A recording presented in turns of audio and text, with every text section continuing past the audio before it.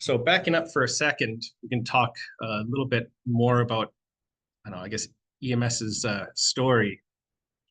So it started off as a bioremediation company, and it was co-founded by Dr. Steven Siciliano at the University of Saskatchewan, who's the industrial research chair. Worked for a long time with Federated Co-op, and they were developing.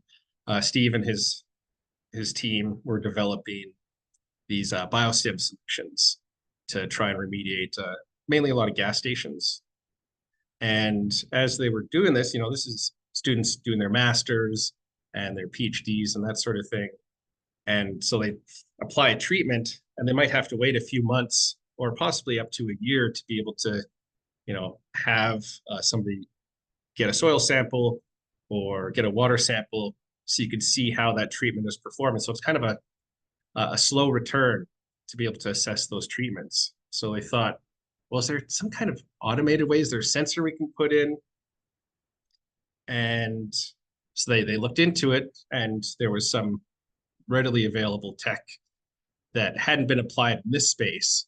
But I'll talk a little bit in a couple of minutes more about it.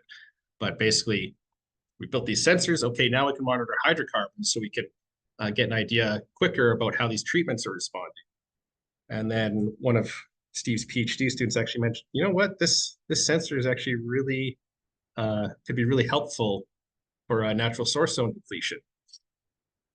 And so they ended up working on a trial with FCL and got a site in back in 2021. And that site's still going, and the results are looking really interesting. But then the question came up, okay, well, the main bread and butter for data that come in is from water sampling. So can these sensors be used in the waters? Well, we'd have to make it more waterproof, but the fundamental chemistry and the sensors would be the same. So then we started putting these in groundwater. It's like, well, how can we, this is a lot of data coming in, and so what? Is more data necessarily better?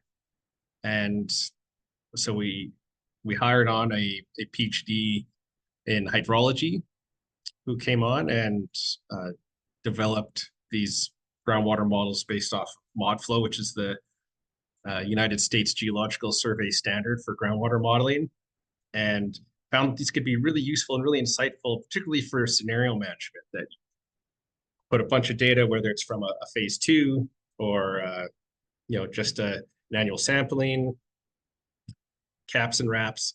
You put those data in, you can get an idea of how is my site in terms of its plume characteristics now. And so I thought, well, we could actually tie our sensor data into this and get real-time updates.